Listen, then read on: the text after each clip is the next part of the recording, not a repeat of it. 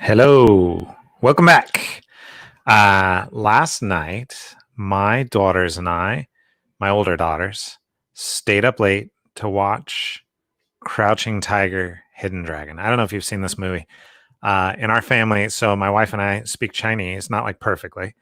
And our oldest daughter is learning Chinese. So it's just really fun actually watching a movie where you know how subtitles and what's actually being said don't always match up, and every once in a while you're like, "Oh, that line was blah blah blah," or "I would have translated it this way."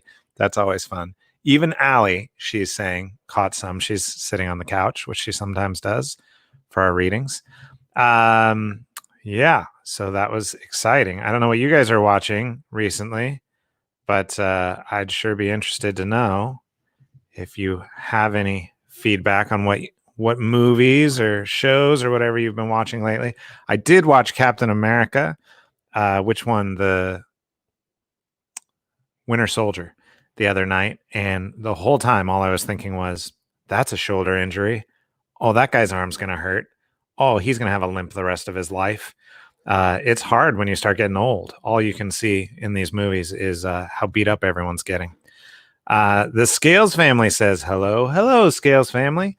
Hey, thank you for sharing about this on your Facebook page and letting people know what's going on and that you're enjoying it. Love that. The Sims are here. They missed yesterday because the governor was giving a COVID-19 update. That's right. The whole state of Texas is opening up on Thursday, or so I hear. So I hope you all are being careful and safe in the midst of that. We'll wait just another minute as a few more people, I'm sure, are joining us. The big thing around here has been absolutely nothing. We're doing the exact same stuff we've been doing since the beginning. I don't know about you all. As you can see, I still haven't shaved. Today's the day, though. It's my mom's birthday. Happy birthday, Mom. She's not watching right now, I'm sure. She's coming over tonight. We've been kind of social distancing with my parents.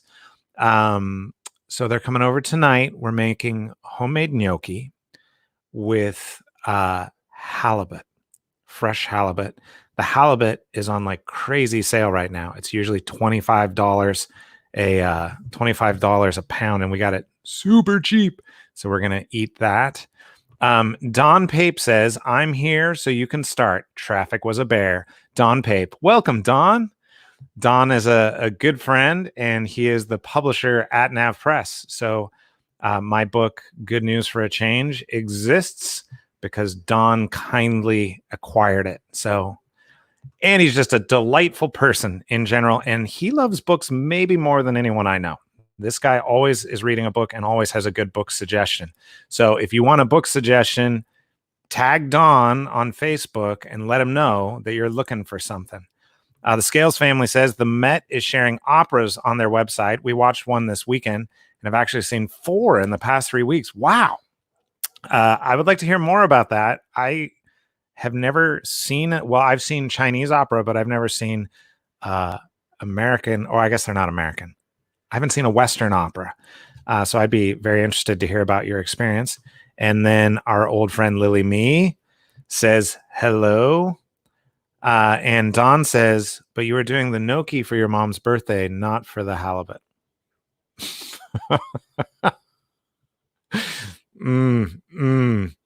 Well, Don, so glad you're here.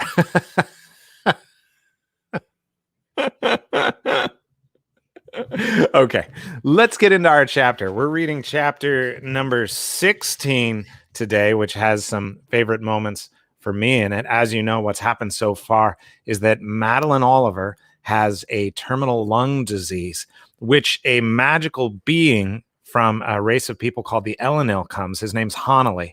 And he says, if you'll come to my world and fight these horrible bad guys called the Skim, for 1 human year, I'll heal you completely. And in fact, while you're in the Sunlit Lands, you'll be healed. And she agrees to go because why wouldn't you? Meanwhile, her good friend from school, Jason Wu, goes with her. And he has a much different deal. His deal is he'll do whatever Madeline says, but he gets a chocolate pudding every morning. And also, he gets a unicorn, or he gets to ride one. And that's why I have delightful glitter lady here. Here she comes, running across the screen. Very exciting. Also, an enormous hand. Did you see that? Whoa, it's so big. Okay. And where we left off yesterday was it's about a month since they've been there. Jason received a mortal wound. He should have died. But Madeline cut a deal where one of the skim gave their life through magic so that Jason could live. He doesn't know this. And she's keeping it a secret from him.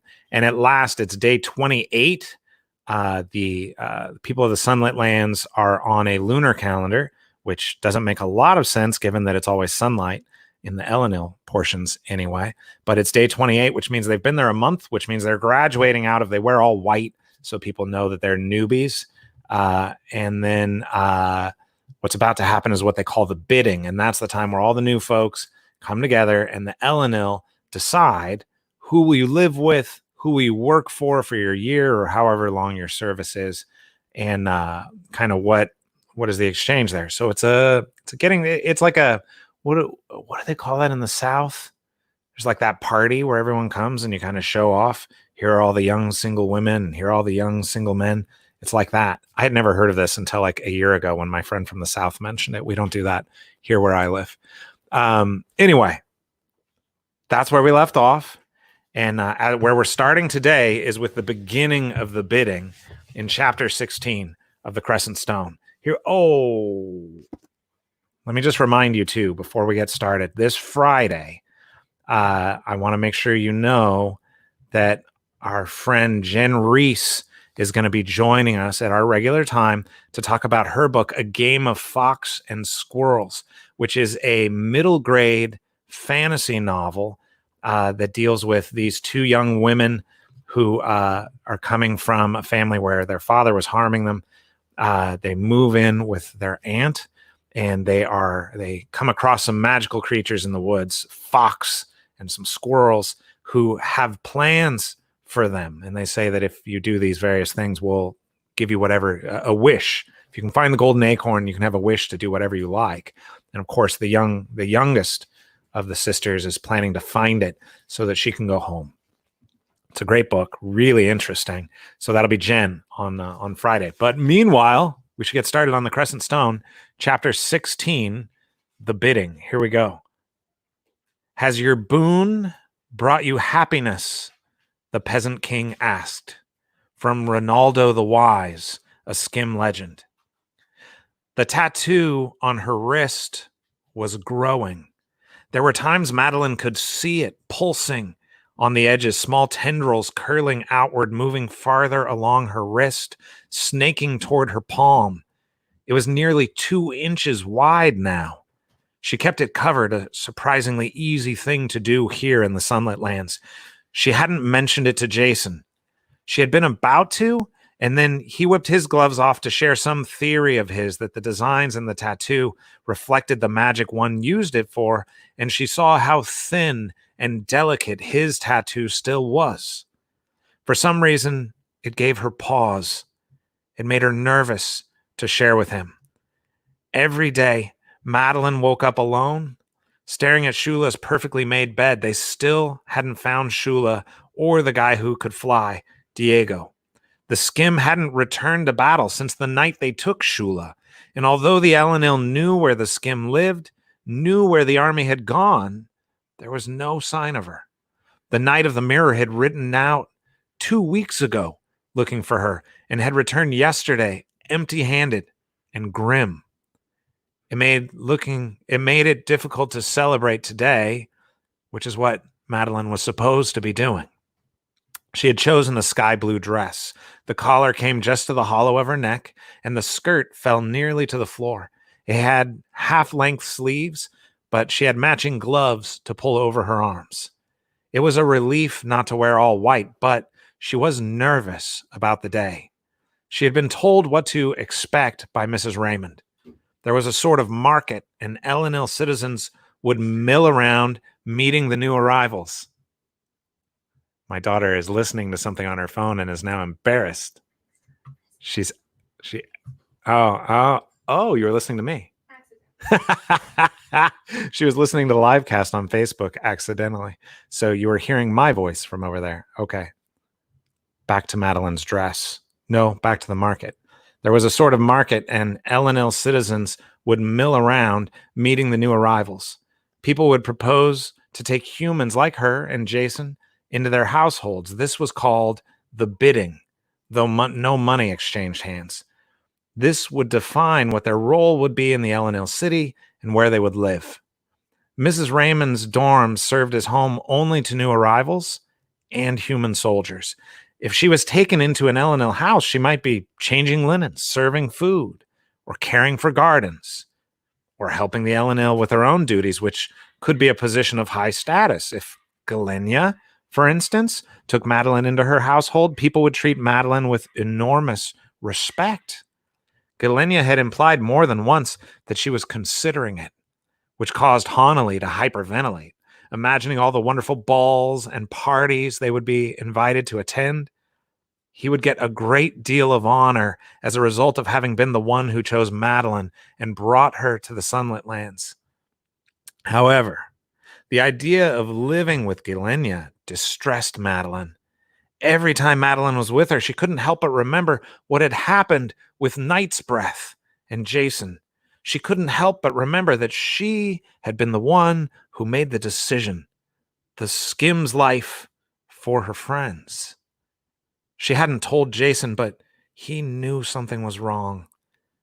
She didn't think he knew how the healing magic worked, or at least not when someone had been mortally wounded, but he suspected something. Because the skim had not returned since the first battle, there hadn't been any need for more major healings. Instead, she and Jason had been thrown headlong into a sort of training curriculum from Honolly: history, manners, fashion, mostly manners, with a strong running commentary on fashion. Honolly seemed particularly concerned about Jason's performance on all three topics and how that would reflect on him.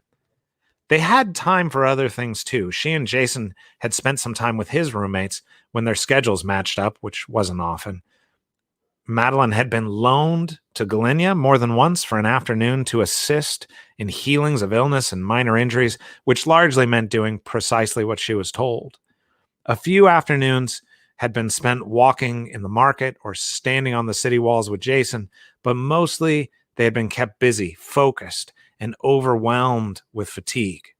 She fell asleep as soon as she touched her bed at night. "Pay attention," Honolly said. The coach had stopped. Madeline had been staring out the window, blankly ignoring the wonders of the court of far seeing. A crowd of coaches lined the avenue. Some were pulled by horses, some by strange hairless beasts with round faces. An elephant lumbered past with what looked like an entire house on its back. Some strange creatures with legs longer than a lamppost walked by, carefully lifting its legs and setting them down between the coaches, wagons, and people making their way. "I'm sorry," she said earnestly. "I know this is a big day for you." "Yes," Honolly said haughtily. "As you know, you're not the only new arrival I've brought to the court. I need to look after my other graduates as well." "Like Jason," Madeline said helpfully. Honolly's face clouded, and he sniffed at a handkerchief from his sleeve. He mumbled to himself, "Where is that boy? He'll show up. That is precisely my fear, my dear." Honolly stepped out of the coach and handed Madeline down. "As for you, be sure to remember what I have taught you concerning manners." This is where Jason would have said something rude and funny, Madeline thought. She wished he was here. Despite Honolly's constant assurance otherwise, Madeline was nervous. Something terrible was about to happen. Only 11 months to go, she told herself. 11 months, and she'd be back in the real world, back with her family, back with Darius, back in her own house. She'd be able to breathe, and she could pick up her life where she left off. Yes, she'd probably have to start her senior year of high school over, but it would be worth it. It would be worth all of this. They ascended a wide marble stairway along with 1,000 other people. No one noticed her at first, but then to Honolly's delight, a human saw her, gave a little cry of alarm, and scurried off into the crowd. "Ha! Someone has sent their people to keep watch for you," Honolly said. "An excellent sign of what is to come." The building at the top of the stairs was set on a broad marble square. There was plenty of room for people and creatures to mill about, and that is what they did. One large creature, at least 12 feet tall, turned and looked at Madeline with yellow eyes the size of saucers. It had wide, pointed ears, and greenish-brown hair like moss covered its entire body. The hair was longer on its arms and legs and moved softly in the breeze. Madeline had no idea if this was another magical race of Sunlit Lands people or someone's pet. She still had a lot to learn. Most people in the crowd were Elenil, dressed for a party.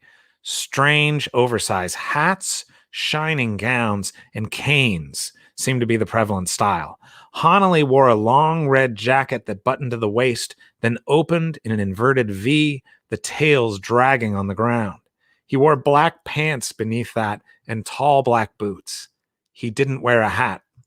A calculated choice, he said, to draw attention in this era of overgrown haberdashery. Humans and colorful birds flitted among the Elenil, delivering messages and running errands. Hanali led Madeline toward the building beyond the square, a rectangular marble edifice with Greek-style columns on the outside. The building seemed almost pedestrian compared to other things she had seen in Farseeing. Until they passed the columns, the ceiling disappeared, replaced by the vault of the sky. A river wended through the building, surrounded by graceful white trees with golden leaves. Living tables made by cleverly interweaving the branches of some sort of bush grew up from the ground. Matching chairs grew next to them. Birds darted back and forth among the people, occasionally flying off to the dark woods in the distance. There was no evidence they were inside a building. This is the meadow at World's End, Hanali said. Historians tell us it was here that humans first made the choice to leave the Sunlit Lands. Between those dark trees in the distance lies a way back to your world. The humans gathered here, their belongings packed upon their backs, and made their final farewell to the world of magic, becoming the powerless, dry people you have known. It pleases the Archon and the magistrates to welcome our newest citizens here as a reminder that you have chosen to come home to us. All told, there were about 30 other human teenagers who were there. They all wore clothing like Madeline's, covered from head to toe in the style of the Elenil, the women wearing ball gowns and the men in formal wear of various kinds. "Ah, a fair one," said a voice to their left. An Elenil woman stared at Madeline through a monocle held up to her face. "It would be diverting to have her in one's home. She looks nearly Elenil." Hanali bowed deeply. "Were she not so young, lady, I dare say she might be mistaken for one of us." "Indeed," said the woman. "Well done, Hanali, that you've found such a child and brought her here." Hanali bowed his head slightly. "It is an honor that you would consider bidding upon her, my lady." "She's a package deal, though," Jason said, strolling casually into the clearing. To say his outfit was an assault on the eyes would be generous. He wore a tuxedo with a frilled shirt, but the shirt was sunshine yellow. His pants had one bright red leg and one bright green leg. The jacket was baby blue on one side and pale green on the other. He had an orange top hat, and the whole ensemble was overlaid with sequins. The brim of his top hat had bells sewn into it, so when he cocked his head, it jingled. The Elenil woman smiled politely at Hanali and moved along. "What is this monstrosity?" Hanali hissed. He rubbed the material between his fingers. "What is this cheap cloth? I have never seen the like." Jason twirled. The back panels of the jacket were still more colors. He looked like the place where rainbows go to die. "In my homeland, we call this a tuxedo," Jason said. "They are very popular for weddings and prom dates." Madeline laughed so hard that her ribs ached. The astonishing garishness of the tuxedo went beyond anything she could have imagined. "I think you look dashing," she said, wiping tears from her eyes. Jason swept the hat from his head and bowed low. Thank you, my lady. And as you can see, your dress matches my jacket. He looked seriously at his jacket for a moment, as if trying to find something he had lost. Right here. He pointed to a pocket square on his chest. It was, indeed, the identical color of her dress. It does not even match itself, Honnelly said. You will change at once or suffer the consequences. What consequences? Our deal was that I had to come for a year and stay devoted to Madeline. If she wants me to change, I will. He turned toward her and adjusted his pink and green paisley bow tie with his gloved hands, one glove white, the other purple. She took his hand, a wave of affection coming over her. You look delightful. Jason grinned. Honnelly, unable to contain his despair, stalked off into the crowd. Jason leaned close and said, You know, I don't think that Elenil lady even needed a monocle. She was putting on airs. Madeline put her arm through Jason's. Putting on airs, huh? He nodded with great solemnity. I heard that in a movie once. A bird about the size of a parrot settled on Jason's head. Black feathers radiated out around its eyes, and emerald green ones made a ridge down its back. Your presence is requested, the bird said, at the seat of the magistrates. Madeline curtsied. It would be our pleasure. The bird turned its head sideways. Only you are invited, lady. Jason reached up with his hands, feeling the bird. Is this a monkey or a cat or what? I can't see it past my hat. A bird, sir. The bird ruffled its feathers. A cat? How impertinent. More impertinent than sitting on someone's head? Jason wondered aloud. Follow me, the bird said, and with a great deal of flapping and fluttering leapt from Jason's head, knocking his top hat so aggressively, Jason had to use his hands to keep it on. Madeline gathered her skirts and did her best to follow the bird's path, but between the uneven ground, the other people in the crowd, and the trees they had to weave between, it was hard going. Jason helped as best as he was able, giving her his hand when necessary. The bird sat on a branch and called down to Jason, You are not invited, sir. Jason snorted. I doubt a bird is in charge of the invitations. The bird ruffled its feathers. On your own head be it, if you should anger the magistrates. The magistrates were the rulers of the court of Farseeing. This had been drilled into Madeline and Jason during their lessons so that they would not make a social faux pas in the presence of the leaders. There were 9 of them, with 3 who were considered, quote, first among equals. One, the chief magistrate, was known simply as the Archon. The Archon was named Thenedy. Another magistrate was called the Polemarch, Tyrius, who was in charge of the army of Elenil.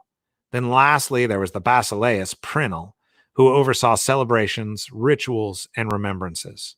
Another 6 magistrates, equal but lesser, oversaw day-to-day matters, problems, and difficulties within the court of Farseeing. The bird led them along a forested path that descended into a ravine. A stream ran through the center. Madeline had a dizzying moment when she tried to think about whether they were still inside a building or if they had somehow been transported outside. Ahead of them lay a tower, tall and stark white, with a stairway that grew along the outside edge like ivy. There was no railing. The bird perched on a stone at the bottom of the stairs. They await you on the highest observation deck, it said. The thought of climbing those stairs in this dress did not sit well with Madeline. The stairway was narrow enough that her dress would brush against the wall on one side and hang over the precipice on the other. Madeline said, I don't think I can climb in this dress without falling. Maybe they could come down here and talk. The bird studied the tower. It is not so high. We don't have wings, Jason said. What we do have is a rather distressing relationship with gravity. Very well, the bird said. It paused and looked at Jason. You carry a magical artifact with you. Jason, surprised, said, You mean my pudding bracelet? No, the bird said. A dial for animals? Madeline furrowed her brow. Jason had mentioned the dial, but Madeline had tried to convince him not to carry it around after he had accidentally enlarged Delightful Glitter Lady in the marketplace and crushed a vendor's stall. Delightful Glitter Lady had been trying to get her mouth around a pink fruit of some kind. She had eaten about 40 of them before Jason had gotten her shrunk down again. "It's for my unicorn," he said, pulling it from a multicolored pocket. "It doesn't work on birds." "Nonsense," the bird said. "Only touch it to my beak." Jason did so. The bird told him to turn the dial to the right, and he did. The bird was now the size of a two-person glider. "Hold my tail," it said, "but do not let go until your feet are on the ground." "Maybe I'll take the stairs," Jason said, but he put his hand on the tail next to Madeline's. The bird flapped 3, 4 times and then lifted slowly. It swept up and around the tower, and the ground fell away. They were over the trees in a moment, then making their way in lazy, looping circles toward the top. Something magical was at work. Holding the bird's tail seemed to require no effort at all. Madeline's hand didn't ache. Her arm didn't feel like it was holding any weight. She felt only exhilaration at flying and excitement to see the world stretched out below her. "Your hat!" Madeline called. The horrible top hat had been swept away by the wind, its bells chiming merrily as it spun toward the ground. "We'll get it later if we survive," Jason shouted, but by then they had landed, the bird making a windstorm that swept over the assembled Elenil on the tower's top. The view from here was astounding. Distant mountain ranges rose out of a misty sea of evergreen trees. Madeline couldn't imagine they were still inside a building. But distant, wispy clouds on second look appeared to be enormous columns, larger and taller than the tower they stood upon. It was as if an entire nation had been shoehorned into a single, enormous room. Arranged before them were 8 Elenil, the magistrates. Madeline hadn't met or even seen them before this moment. They wore, if it was possible, more clothing than the typical Elenil, more layers, certainly, and their collars crept up the back of their necks and furled out into giant fins behind their heads. In the center sat a 9th magistrate, who was completely covered in a thin gold cloth, draped as though over a piece of furniture. Even the face was obscured. This figure stood when they let go of the bird's tail. There was a strange skim standing near them, his hair in a ponytail. He wore Elenil clothing, long sleeves, gloves, a waistcoat, trousers. He didn't have tusks like many skim, but instead had small, regular white teeth. He stood straighter than other skim Madeline had seen, and his small black eyes watched her with something like mirth. On the floor in front of him was a second skim. This one was in chains. His greasy hair fell around his face, and black swirls of tattoos covered his bare chest and arms. He grinned, and his yellow, crooked teeth and jutting tusks made Madeline shiver. His eyes fell on Jason, and a low, guttural laugh came from his wide mouth. "Wu Song," the chain skim said. "This must be your friend, Madeline Oliver. A pleasure to make your acquaintance." Something about the way he said it conveyed a different message. The words were polite, but Madeline could see from his face that he meant her harm. "Uh-oh," Jason said. He grabbed Madeline's hand, then snatched hold of the bird's tail again. "Fly, fly," he shouted. But the bird didn't move, and the skim's booming laugh shook Madeline to the bones. The end of chapter 16. Oh! Tomorrow, chapter 17. The magistrates. We'll hear from the magistrates and Breakbones and this strange skim who wears Elenil clothing. It will be very excited. Hey, look, Jen Reese is here with us. She says woot. Hey, Jen. Jess is also here. She has a smiley face with some sunglasses on it. And Jason is the best thing about these books. I do love Jason. I got to say, reading this chapter, though, I think you can probably tell that I had a great deal of fun describing the fashion of these different characters. I love Jason's tuxedo. It's amazing. And every time I get to describe Hanalei's clothes, I feel like I'm describing his character. He is so like overblown and ridiculous. Woo, it's very exciting. Jen says, Hiya, you're such a great reader. Jen, thank you so much. We're so excited to have you on Friday. My 19-year-old Zoe came through and I was telling her, here's what's going on this week. On Friday, we're going to be having Jen. She goes, I love that book. And she's actually going to her grandma's for the week. So she said, I'm going to watch Jen from grandma's house. So yeah, so we're excited. Yeah, looking forward to it. So, my friends, let's see. Don asks, did your girls play a part in talking fashion? Actually, no. You know who did was Sarah Rubio. We had her on a couple weeks ago. Sarah's my editor for the Sunlit Lands books. And Sarah is so great because she always wants to know. She's like, what is this person wearing? What is Madeline feeling right now? What is going on? When I don't explain it enough. And I do my best when I respond to make her laugh or give her something, that makes the editorial process fun. And actually, I remember this chapter. I described Jason's clothes, but not everyone else's in as much detail. And she was like, she loves Hanalei. Sarah does. So she always wants to know what Hanalei is wearing. So I always try to do my best to describe it. Yeah. So, my friends, we've come up on 30 minutes. I try not to keep you too long. Don says, Sarah Parker Rubio. So fun. Don and Sarah know each other, of course, in the publishing world. And she is a wonderful person for sure, as is Don. So a couple quick things before we go. Do not forget, of course, Jen Reese here with us today and gonna be with us here on Friday. But of course, we will be talking about her work, A Game of Fox and Squirrels, which is a delightful middle grade book that I know you're going to enjoy.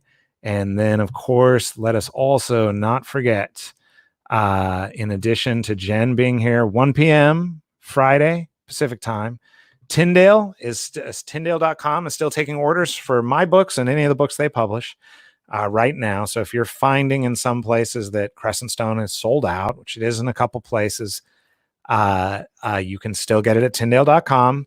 And of course, this is what it looks like. As you already know, look how wonderful it is. I should have mentioned this.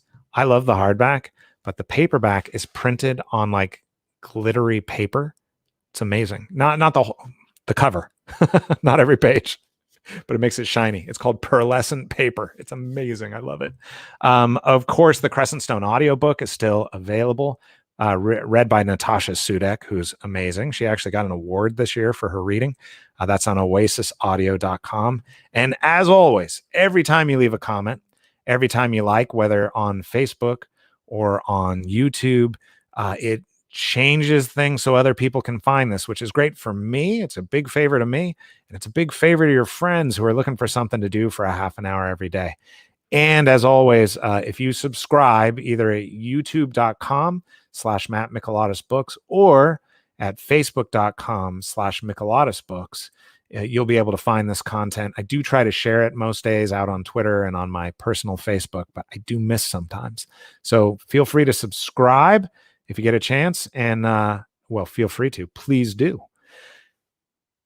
And that's it, my friends. Tomorrow, join us same time, same channel, same bat time, same bat channel, as we follow Madeline and Jason into danger, as always, among the Elenil and the Skim. Thanks, friends. Stay safe. Be careful out there. And I will see you tomorrow. Looking forward to it. And happy birthday